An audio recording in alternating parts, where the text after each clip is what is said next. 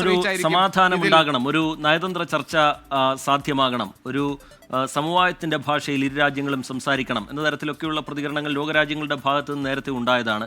ഐക്യരാഷ്ട്രസഭ സമാനമായ രീതിയിൽ പ്രതികരിച്ചതാണ്. നമ്മൾ ഇന്ത്യയെ പോലുള്ള രാജ്യങ്ങളൊക്കെ ആവശ്യം മുന്നോട്ട് വെച്ചതാണ്. പക്ഷേ അതൊന്നും ചെവിക്കൊള്ളുന്ന ഒരു ഘട്ടമല്ല ഈ ഘട്ടത്തിലുള്ളത്.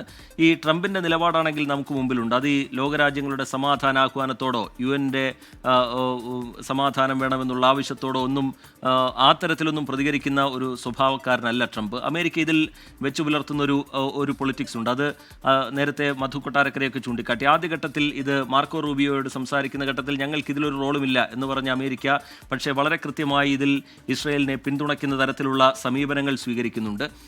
ഇപ്പോൾ ഏറ്റവും ഒടുവിലുണ്ടാകുന്ന സംഭവ വികാസങ്ങളിൽ അത് പ്രകടമായി തന്നെ അമേരിക്കയുടെ ഭാഗത്തു നിന്ന് അത്തരത്തിലുള്ള നീക്കങ്ങൾ ഉണ്ടാകുന്നുണ്ട്. അമേരിക്ക ഇതിലേക്ക് എൻട്രി ചെയ്യുകയാണെങ്കിൽ മറ്റ് രാജ്യങ്ങൾ കൂടി ഈ വിഷയത്തിൽ ഇടപെടുകയും സ്ഥിതി വഷളാക്കുകയും അല്ലെങ്കിൽ സമാനതകളില്ലാത്ത തരത്തിലുള്ള വലിയ ഒരു യുദ്ധ സാഹചര്യത്തിലേക്ക് കാര്യങ്ങൾ പോവുകയും ചെയ്യില്ലേ KR ഗോപീഷ്ണൻ?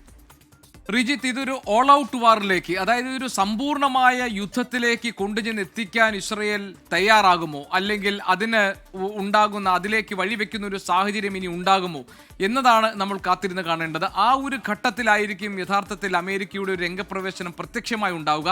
നമുക്കറിയാം, ഇപ്പോൾ ഇതുവരെ ഇസ്രയേൽ ഇറാനെതിരെ നടത്തിയിരുന്നത് നിഴൽ യുദ്ധമാണെങ്കിൽ, ഇതുവരെ ഇസ്രയേലിന് മേൽ ഭീഷണിയായി നിന്നിരുന്നതും പശ്ചിമേഷ്യയിലെ പ്രതിരോധ സേനകളെ ഊട്ടി വളർത്തുകയും ചെയ്ത ഇറാനെതിരെ മറ്റ് പലതരത്തിലും ഇസ്രയേൽ ഇടപെടൽ നടത്തുകയും ഇറാനുമായി ഒരു ആണവ നിരായുധീകരണ കരാർ ഒപ്പുവെക്കാൻ വേണ്ടി അമേരിക്കൻ പ്രസിഡന്റുമാർ കാലാകാലങ്ങളിൽ നടത്തിയ ശ്രമങ്ങളിൽ ഇസ്രയേൽ അസ്വസ്ഥരായിരുന്നു. അവർ അമേരിക്കൻ പ്രസിഡന്റുമാരോട് ഇക്കാര്യങ്ങളിൽ പലപ്പോഴും അവർ വിയോജിപ്പ് രേഖപ്പെടുത്തിയിട്ടുണ്ട്.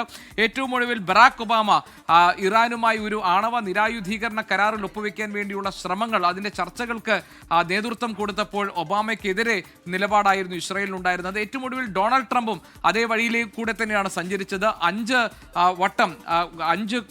ഘട്ടത്തിൽ ഈ ചർച്ചകൾ നടന്നു. 6ാം ഘട്ട ചർച്ച നടക്കാൻ പോകുന്ന സമയത്താണ് ഈ പ്രശ്നങ്ങൾ ഉണ്ടാകുന്നത്. അതിന് നൽകിയിരുന്ന ഈ കരാറിൽ ഒപ്പുവെക്കാൻ വേണ്ടി അമേരിക്ക നിശ്ചയിച്ച സമയപരിധി കഴിഞ്ഞതിന്റെ തൊട്ട് അടുത്ത മണിക്കൂറിൽ തന്നെ ഇസ്രയേൽ ആക്രമണം അഴിച്ചുവിടുകയായിരുന്നു. അപ്പോൾ ഈ പ്രശ്നം പരിഹരിക്കാൻ വേണ്ടി ഒമാന്റെ മധ്യസ്ഥതയിൽ നടത്തിയ ചർച്ചകൾ, മസ്കറ്റിൽ വെച്ച് 6ാം ഘട്ട ചർച്ചകൾ നടക്കാൻ പോകുന്നതിന്റെ ആ പശ്ചാത്തലത്തിലാണ് പെട്ടെന്ന് ഇസ്രയേലിന്റെ ആക്രമണം ഉണ്ടാകുന്നത്.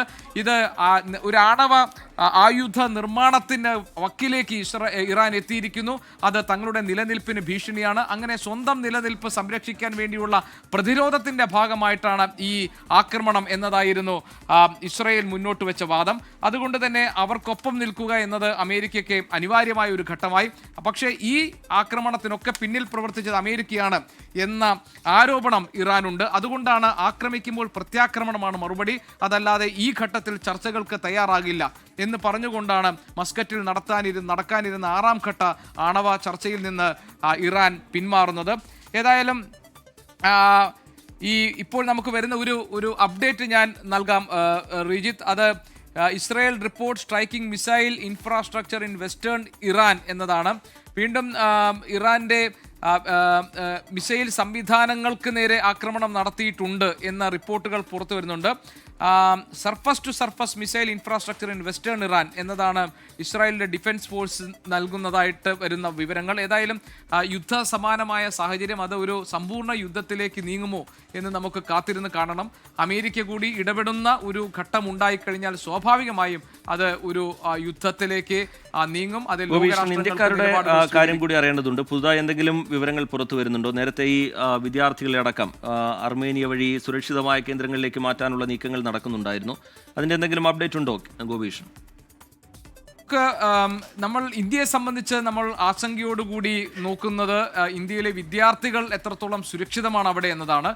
അവിടെ ഏതാണ്ട് കണക്കുകൾ പ്രകാരം വിദേശകാര്യ മന്ത്രാലയം നൽകുന്ന കണക്കനുസരിച്ച് 1500-ലധികം വരുന്ന ഗവേഷണ യൂണിവേഴ്സിറ്റി വിദ്യാർത്ഥികളാണ് ഇറാനിലുള്ളത്. ടെഹ്റാനിൽ നിന്ന് അവരെ സുരക്ഷിതമായി അവർ കൊം എന്ന മേഖലയിലേക്ക് കൊണ്ടുപോകാനും അതുവഴി അതിർത്തി കടത്തി അർമീനിയയിലേക്ക് എത്തിക്കാനുമായിരുന്നു പദ്ധതി ഇട്ടിരുന്നത്. അതിനുവേണ്ടിയുള്ള നീക്കങ്ങൾ തുടങ്ങിയിട്ടുണ്ട്. അതിനിടയിലാണ് നമ്മളെ ആശങ്കപ്പെടുത്തുന്ന മറ്റൊരു വിവരം പുറത്തു വന്നത് റിജിത്ത്. അത് ഈ ടെഹ്റാനിൽ നിന്ന് ഏതാണ്ട് 148 കിലോമീറ്റർ അകലെയാണ് ക്വം എന്ന പ്രദേശമുള്ളത്. ആ വഴിയിലാണ് ഇപ്പോൾ ഇറാന്റെ സൈനിക വാഹന വ്യൂഹത്തിന് നേരെ ഇസ്രായേലിന്റെ ബോംബാക്രമണം ഉണ്ടാവുകയും 2 സൈനിക വാഹനങ്ങൾ സ്ഫോടനത്തിൽ തകരുകയും ചെയ്തത് ഇപ്പോൾ നമുക്ക് ദൃശ്യങ്ങളിൽ കാണാം.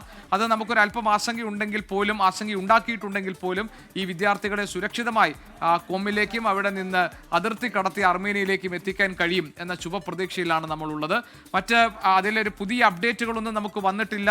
ഏതായാലും ഇന്ത്യൻ വിദേശകാര്യ മന്ത്രാലയം ഈ കാര്യങ്ങൾ വളരെ സസൂക്ഷ്മം നിരീക്ഷിക്കുന്നുണ്ട് എന്ന വിവരങ്ങളാണ് നമുക്ക് പുറത്തു വരുന്നത്. അതിനപ്പുറം ഇതിൽ മറ്റൊരു അപ്ഡേറ്റ് ഇതുവരെ എത്തിയിട്ടില്ല. റീജിത്ത്. ശരി, കെ ആർ ഗോപീഷനാണ് ന്യൂസ് ഡെസ്കിൽ നിന്ന് വിവരങ്ങൾ നൽകിക്കൊണ്ടിരിക്കുന്നത്. സമ്പൂർണ്ണമായ ഒരു യുദ്ധ സാഹചര്യത്തിലേക്ക് പശ്ചിമേഷ്യ നീങ്ങുകയാണ്. ഇറാൻ തലസ്ഥാനമായ ടെഹ്റാനിൽ നിന്ന് ജനങ്ങൾ ഒഴിയണം എന്ന മുന്നറിയിപ്പ് നേരത്തെ ഇസ്രയേൽ നൽകിയിരുന്നു. അതിന് പിന്നാലെയാണ് തന്ത്രപ്രധാനമായ ഇടങ്ങളിൽ ഇസ്രയേലിന്റെ ആക്രമണമുണ്ടായത്, സ്ഫോടന പരമ്പരയുണ്ടായത്. പടിഞ്ഞാറൻ ടെഹ്റാനിലെ സൈനിക താവളം ഇസ്രയേൽ ആക്രമിച്ചിട്ടുണ്ട്. വലിയ സ്ഫോടന ശബ്ദം കേട്ടതായി വാർത്താ ഏജൻസികൾ റിപ്പോർട്ട് ചെയ്തു. അതിന് പിന്നാലെയാണ് അതിന്റെ നടുക്കുന്ന ദൃശ്യങ്ങൾ നമുക്ക് മുമ്പിലേക്ക് അന്താരാഷ്ട്ര മാധ്യമങ്ങളിലൂടെ എത്തിയത്. ഇറാന്റെ ആകാശ നിയന്ത്രണം ഏറ്റെടുത്തു എന്ന് ഇസ്രായേൽ അവകാശപ്പെടുന്നത് കണ്ടു. ഇറാന്റെ ദേശീയ ടെലിവിഷൻ കേന്ദ്രത്തിന്റെ ആസ്ഥാനം ആക്രമിക്കുന്നത് കണ്ടു. തത്സമയ സംപ്രേഷണം നടക്കുന്നതിനിടയിൽ നടന്ന ആക്രമണം. അതിനുശേഷം ഇറാൻ TV വീണ്ടും സംപ്രേഷണവുമായി ജനങ്ങൾക്ക് മുമ്പിലേക്ക് എത്തുന്നത് കണ്ടു. വീണ്ടും ആക്രമിക്കാൻ ഇസ്രായേലിനെ വെല്ലുവിളിക്കുന്നത് കണ്ടു. നിരവധി മാധ്യമപ്രവർത്തകർ അവിടെ കൊല്ലപ്പെട്ടിട്ടുണ്ട് എന്ന തരത്തിൽ വിവരങ്ങൾ പുറത്തുവന്നു. ടെലിവിഷൻ ചാനലിന്റെ ആസ്ഥാനം നിന്ന് കത്തുന്നത്, വ്യോമാക്രമണത്തിൽ നിന്ന് കത്തുന്നത് കഴിഞ്ഞ മണിക്കൂറുകളിൽ നമ്മൾ കണ്ടു. ഏറ്റവും കലുഷിതമായ സാഹചര്യത്തിലൂടെയാണ് ഇസ്രായേൽ ഇറാൻ സംഘർഷം ഇപ്പോൾ നീങ്ങിക്കൊണ്ടിരിക്കുന്നത്. ലോകരാജ്യങ്ങളുടെ ഇടപെടൽ എങ്ങനെ ഉണ്ടാകും എന്നതൊക്കെ ശ്രദ്ധേയമാണ്. വരും മണിക്കൂറുകളിൽ എന്തെങ്കിലും ആക്ഷൻ അമേരിക്കയെ പോലുള്ള രാജ്യങ്ങളുടെ ഭാഗത്തു നിന്നുണ്ടാകുമോ എന്നുള്ളത് പ്രധാനപ്പെട്ട ചോദ്യമാണ്. മാനവരാശിക്ക് വേണ്ടിയുള്ള ആക്രമണമാണിത്, ലോകത്തിന് വേണ്ടിയുള്ള ആക്രമണമാണിത് ഇറാന് മേൽ നടത്തുന്നത് എന്നുള്ളതാണ് ഇസ്രായേൽ പ്രധാനമന്ത്രി ബെഞ്ചമിൻ നെതന്യാഹുവിൻ്റെ പ്രതികരണം. അതിൽ അമേരിക്കയടക്കം ഉൾക്കൊള്ളിക്കുന്നതിൻ്റെ ഭാഗമായുള്ള ചില പ്രതികരണങ്ങൾ അദ്ദേഹത്തിൻ്റെ ഭാഗത്തു നിന്ന് നമ്മൾ കണ്ടു. സംഘർഷം അവസാനിപ്പിക്കണം എന്ന പ്രമേയത്തിൽ ഡൊണാൾഡ് ട്രംപ് ഇപ്പോഴും ഒപ്പുവെച്ചിട്ടില്ല. എന്താണ് അമേരിക്കയുടെ മനസ്സിലുള്ളത്, തുടർന്നുള്ള നീക്കം എന്താണ് എന്നതും ശ്രദ്ധേയമായിരിക്കും.